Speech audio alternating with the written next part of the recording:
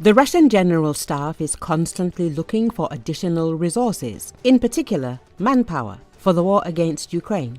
Military expert and reserve colonel of the Ukrainian Navy Vladislav Seleznev said this in an interview with Ukrainian Radio.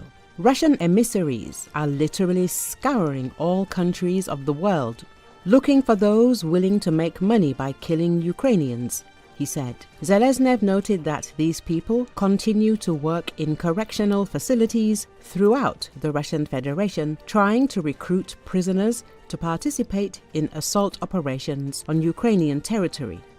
He added that in general, a fairly large-scale recruiting system operates in the Russian Federation. Seleznev shared that in occupied Crimea, there is a fairly large number of people willing to fight, and that in the local military registration and enlistment offices, there are literally queues of those who are ready to sign killing contracts.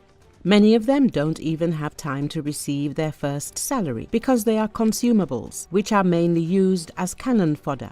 Nevertheless, Putin still has enough resources. He has money, the expert said. Seleznev also told how the Chinese ended up in the war in Ukraine and who they might be. According to him, the Chinese who were captured by the Ukrainian armed forces are city dwellers. That is, they are representatives of the PRC who are quite well off in terms of status. This suggests that it is quite likely that they could have carried out certain tasks either for the Chinese government or perhaps for some paramilitary formations.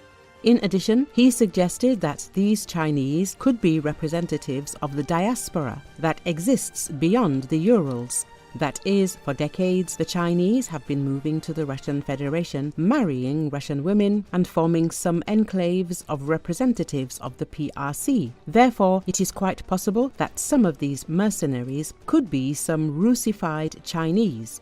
And this trend is very eloquent, because in fact, beyond the Urals, Moscow has less and less power, Seleznev suggested. But he stressed it is necessary to understand that the factor of the presence of representatives of the PRC is a clear signal to the world community that not only representatives of North Korea, but also of the People's Republic of China are fighting on the side of the Russian army. And of course, the actions of the governments of Iran and Belarus, which to one degree or another provide for the current needs of the Russian army, are auxiliary, Seleznev added.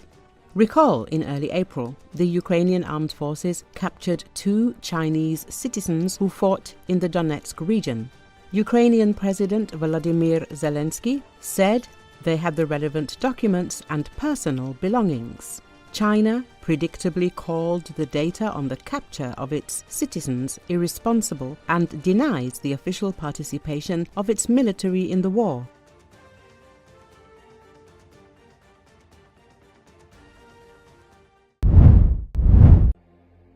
U.S. airstrikes targeting the Ras Isa oil port held by Yemen's Houthi rebels killed 38 people and wounded 102 others, the group said early Friday.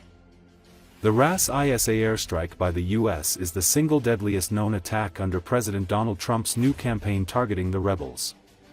The Iranian-backed Houthis later Friday launched a missile toward Israel that was intercepted, the Israeli military said, causing sirens to sound in Tel Aviv and other areas. The war in Yemen meanwhile further internationalized as the U.S. alleged a Chinese satellite company was directly supporting Houthi attacks, something Beijing did not immediately acknowledge. The Houthis' Al-Masirah satellite news channel aired graphic footage of the aftermath of the attack on Ras Isa port, showing corpses strewn across the site. It said paramedic and civilians workers at the port had been killed in the attack, which sparked a massive explosion and fires. In a statement, Central Command said that U.S. forces took action to eliminate this source of fuel for the Iran-backed Houthi terrorists and deprive them of illegal revenue that has funded Houthi efforts to terrorize the entire region for over 10 years. This strike was not intended to harm the people of Yemen, who rightly want to throw off the yoke of Houthi subjugation and live peacefully, it added. It did not acknowledge any casualties and declined to comment when asked by the Associated Press regarding civilians reportedly being killed.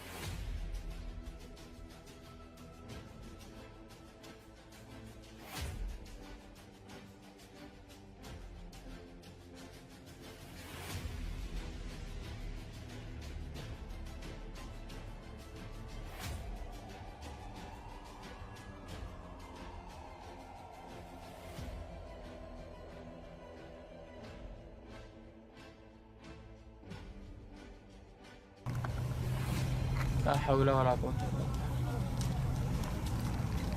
حسبنا الله.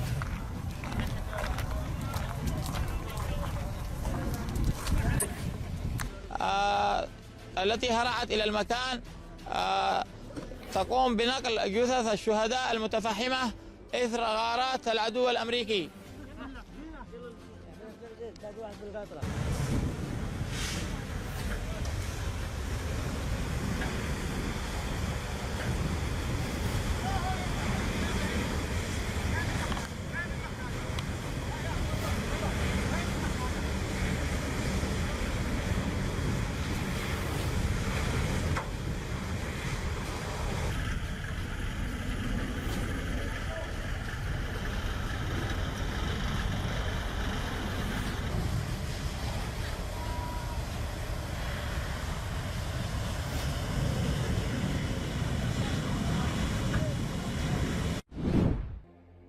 U.S. airstrikes targeting the Ras Isa oil port held by Yemen's Houthi rebels killed 20 people and wounded 50 others, the group said early Friday.